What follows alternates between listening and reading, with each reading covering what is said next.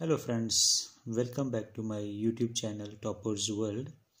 This video session I am dedicating to list of headings, and in this video I'm going to use Hindi as well as English, both languages, to explain you list of headings. So list of heading आज हम करेंगे और आज मैं आपको बहुत ही ऐसे quick tips बताऊंगा जिससे आप 5 मिनट से भी पहले लिस्ट ऑफ हेडिंग्स सॉल्व कर लेंगे.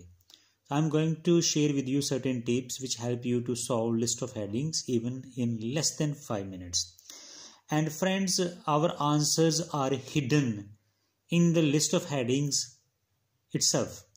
So what we have to do, how to locate the answer, I am making my efforts to explain to you in this video. तो आज मैं कोशिश करूँगा कि आपको कैसे ये find out करना है. तो first of all let me tell you that I am having Cambridge 14 with me. So this is Cambridge 14 with me, and I have chosen IELTS Reading Test 2 and Passage 3. As you know, Passage 3 is always the difficult one, so I have chosen Passage 3 here. So while doing list of headings, what do you need to do first?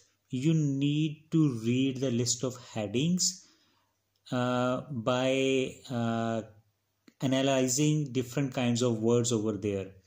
For example, first list of heading is there: complaints about the impact of a certain approach. So what does it mean? Complaints, impact means effect, and a certain approach. Any new method, any new approach is being applied, and some people have problems from them, like something is wrong about it. तो यहाँ पे क्या होगा, इससे साफ पता लगता है कि ये उस पैरे का हेडिंग होगा जिसमें ये बताया गया होगा कि कुछ शिकायतें हैं, समथिंग इज रॉन्ग देयर. तो वहाँ पे रॉन्ग वर्ड हो सकता है, प्रॉब्लम्स हो सकता है, और डायरेक्टली सम कंप्लेंट्स रिगार्डिंग किसी भी बात के लिए कुछ कंप्लेंट्स होगा. तो we have to look for the words that can directly tell you the meaning of these three words: complaints, impact, and approach. Then the next is fundamental beliefs. Beliefs means something you assume, जो आप मान के चलते हैं, something you assume, assumptions. Fundamentals means basic. So what you need to do, you have to look for the words like basic assumptions, or basic or very ABC of something, we call that. So in fact, incorrect. So that is wrong. Incorrect means wrong. Early recommendations concerning business activities. Early recommendations कि कुछ बातें आपको पहले सुझाई गई होंगी, किसी ने suggest की गई होंगी, और उसका रिलेशन था बिजनेस एक्टिविटीज़ के साथ. So early suggestions that are related to certain business activities. Organizations that put a new approach into practice. कोई organizations, कोई कंपनियों के नाम होंगे इस पैराग्राफ में. There will be some names of companies or organizations in this paragraph जिन्होंने कोई new approach यूज़ की होगी, इस्तेमाल की गई होगी. और companies that have suffered from changing their approach. तो कौन सी कंपनीज है, इस पैरा में कुछ कंपनी का नाम होगा जिन्होंने काफ़ी लॉसेस फेस किए होंगे क्योंकि उन्होंने अपना तरीका बदला काम करने का. तो ये उस पैरे से रिलेट करता होगा. What people are increasingly expected to do. लोग क्या करना चाहते हैं, उनसे क्या उम्मीद की जाती है कि लोगों से कि वो क्या करें. What people are increasingly expected to do, what people hope to do means how to achieve outcomes that are currently impossible. आजकल जो चीज़ें असंभव हैं उनको कैसे अचीव किया जा सकता है. How to achieve outcomes. Outcomes mean results that are currently impossible. जो चीज़ें असंभव हैं उसको कैसे पाया जा सकता है. Neither approach guarantees continuous improvement. Means कोई भी ऐसा तरीका है पॉसिबल नहीं है जो हमें लगातार इम्प्रूवमेंट बताए. Means surety, there is no surety that के एनी अप्रोच जो है वो रेगुलरली हमें सुधार दे, किसी चीज़ के बारे में कुछ इम्प्रूवमेंट्स और बेटरमेंट लाए. Evidence is that a certain approach can have more disadvantages than advantages. Disadvantages are more than advantages. This is a proof given. Proof means any study or any research shows that. So friends, what I mean to say कि when we do list of headings, so we have to read list of headings critically. इसके बारे में सोचो, इन lines को सोचो और इनके जो मेन की वर्ड्स हैं इनके कुछ सिनोनिम सोचो या इनके पैरेलल वर्डिंग के बारे में कुछ अपने मन में लाओ. ऐसा नहीं कि इधर से आपने लिस्ट ऑफ हेडिंग पढ़ा उधर आपने ढूंढना शुरू कर दिया, ऐसा नहीं होगा. इसके लिए आपको क्रिटिकली सोचना होगा, इन पॉइंट्स को आपको अपने मन में बिठाना होगा और फिर ये सोचना है कि ये कौन से पैराग्राफ्स को ये रिलेट करेंगे. Now I am going to the paragraphs और हम यहाँ पे जल्दी जल्दी देखेंगे कैसे हमें आंसर्स मिलते हैं.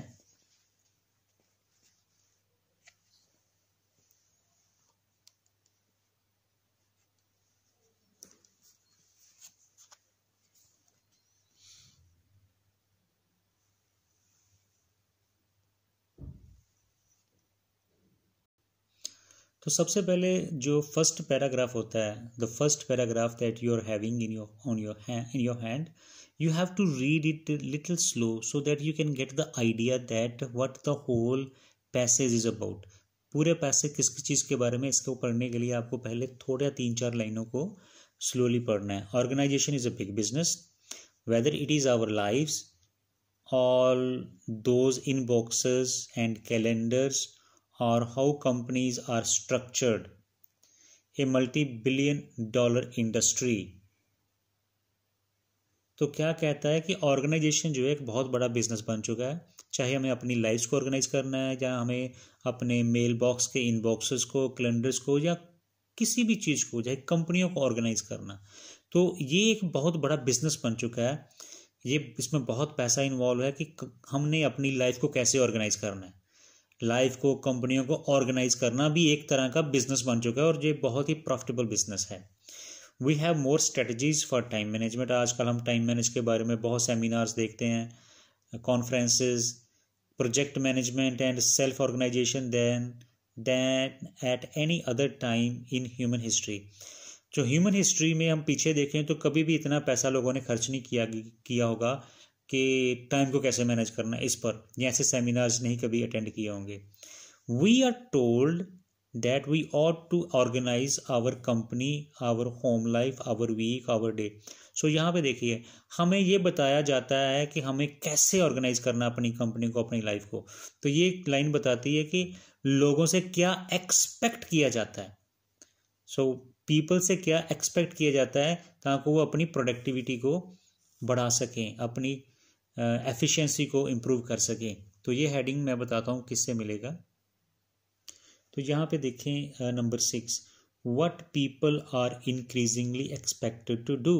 तो लोगों से क्या होप की जाती है, ठीक है, जैसे कि वो अपनी लाइफ में एफिशिएंसी कैसे ला सकते हैं, प्रोडक्टिविटी कैसे बढ़ा सकते हैं, कंपनियों कैसे ऑर्गेनाइज कर सकते हैं. तो ये वाला जो था पैराग्राफ ए से मैच करता है. अब मैं पैराग्राफ बी देखता हूँ. तो पैराग्राफ बी में यहाँ पे एक लाइन देखिए, this begs the question what has gone wrong, why is it that on paper the drive for organisation seems a sure shot for increasing productivity but in reality falls well short of what is expected. तो इसमें मैं हिंदी में आपको बताता हूँ कि ये एक शिकायत है कि क्या गलत हुआ, कहाँ पे गलती है. कि पेपर पे जब हम प्लानिंग करते हैं तो हमें लगता है कि हम अपने गोल्स अचीव कर लेंगे, हमारी प्रोडक्टिविटी बढ़ जाएगी, पर एक्चुअली ऐसा होता नहीं है. तो दिस इज़ ए कंप्लेन. तो हमारे पास वहाँ पे एक हेडिंग था जो कंप्लेन से रिलेटेड था. तो मैंने कहा था समथिंग रॉन्ग वाला जो होगा जिसमें क्वेश्चन मार्क होगा तो वही कंप्लेन होगा. सो ये वाला complaints about the impact of A certain approach, ये आपका आंसर बी पैरा से मिलेगा. Now moving to paragraph C. Paragraph C. This has been a problem for a while now. Frederick Taylor has one of the forefathers of the scientific management. Writing in his first half of the 20th century, उसने 20th century के पहले half में यानी कि 1920-30 में कुछ लिखा था. He designed a number of principal, उसने काफ़ी सारे प्रिंसिपल्स बनाए लिखे टू इम्प्रूव दी एफिशिएंसी, किस चीज़ के लिए कि हम अपनी एफिशिएंसी को और प्रोडक्टिविटी को कैसे इम्प्रूव कर सकते हैं of the work process which have since become widespread in modern companies, so the approach has been around for a while. तो ये वाले जो उसने प्रिंसिपल्स दिए थे कि कैसे हम कंपनीज में अपने वर्क एफिशिएंसी इंप्रूव कर सकते हैं, मैनेजमेंट में कैसे इंप्रूवमेंट ला सकते हैं, ये काफ़ी समय से हमारे साथ ही थी ये अप्रोच, यानी कि ये जो सजेशंस थी ये लोगों को पहले से पता था। तो प्रिंसिपल्स यहाँ पे हो जाएंगे recommendations, early recommendations concerning business activities, तो ये इसी के साथ मैच कर जाएगा हमारा। Number D, new research suggests that this obsession with efficiency is misguided। जो हमारी बहुत strong desire है कि हमें efficiency लानी है, actually ये एक misguided concept है। The problem is not necessarily the management theories or strategies we use to organize our work. It is the basic assumption we hold in approaching how we work। कहता है कि problem strategies में नहीं है, principles में नहीं है, theories में नहीं है, प्रॉब्लम इज समथिंग जो हमारा बेसिक अजम्पशंस हैं, फंडामेंटल अजम्पशंस या फंडामेंटल बिलीव्स हैं, we hold in approaching how we work, जो हम कैसे काम करना या कौन सी अप्रोच लगानी है, जो उसमें हमारे जो बेसिक्स फंडामेंटल्स हैं, there is something wrong. So basic assumptions हैं, फंडामेंटल बिलीव्स हैं, that are in fact incorrect. तो this is going to match with paragraph D. What's more, recent studies show that order actually has diminishing returns, कि जो organisation का जो system होता है ना, वो हम अगर ले आते हैं, हमने अपने स्ट्रक्चर्स को ऑर्गेनाइज कर लेते हैं, तो उनके जो रिटर्न्स हैं, उनके जो फ़ायदे होते हैं वो कम होते जाते हैं। Order does increase productivity to a certain extent, but eventually the usefulness of the process of organization and the benefits it yields reduce until the point where any further increase in order reduces productivity.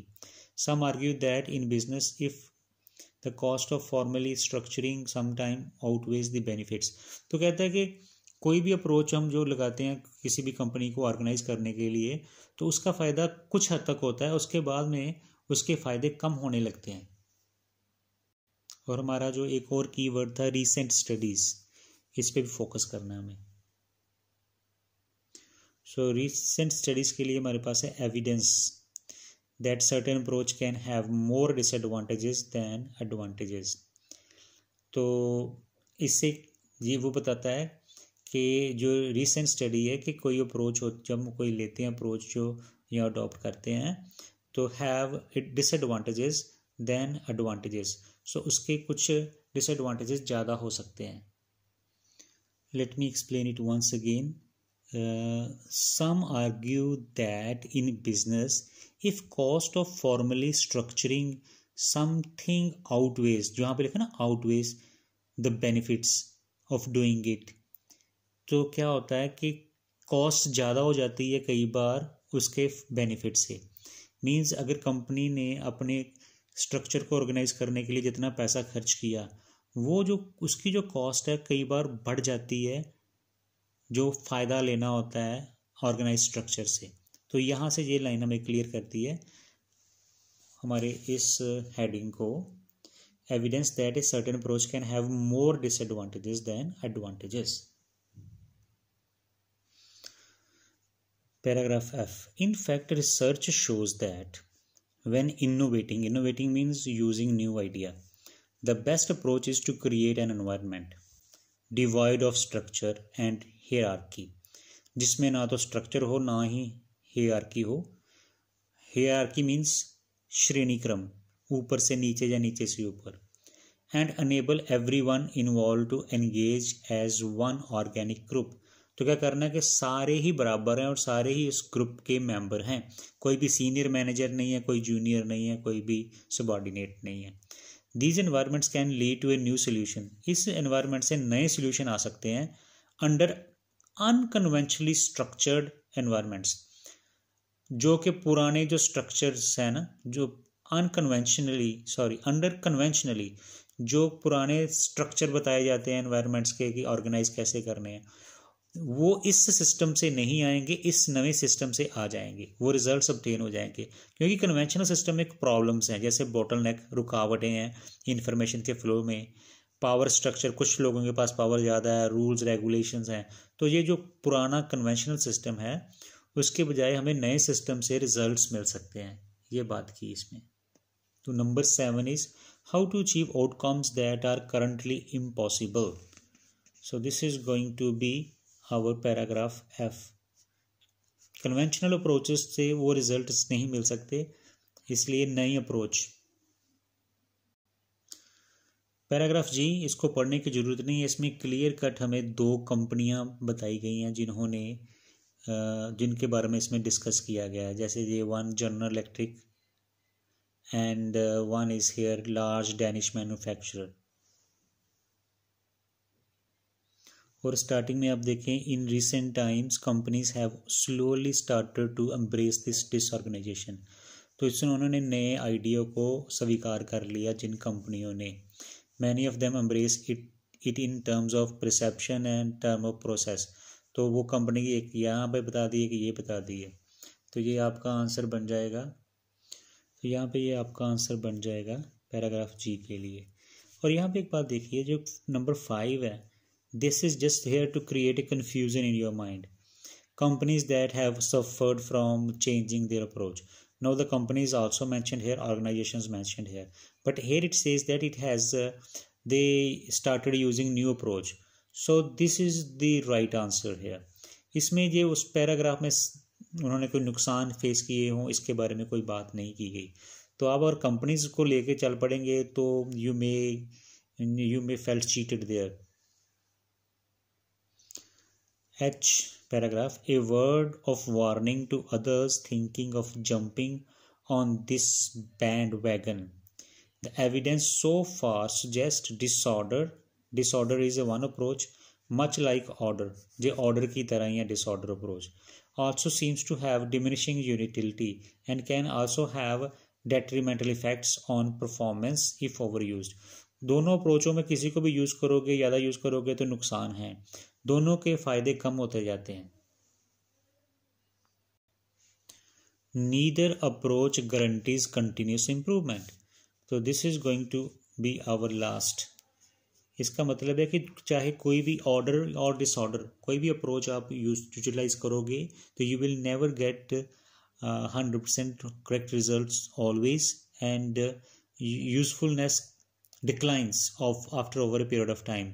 आप कुछ भी approach को use करेंगे तो इससे ऐसा ही होगा। So the main purpose of making this video is that कि I want to tell you that कि जो हेडिंग्स होते हैं इनको आपको क्रिटिकली डीपली समझना होता है, उनको अपने दिमाग में बिठाएं और सोचें कि ये किस बात को रिफ्लेक्ट कर रहे हैं। अगर यहाँ पे आपने चीज़ को पकड़ लिया then it will become very easy to get them from the paragraphs. So thank you very much for watching this video. I hope that you understood what I tried to convey in this video.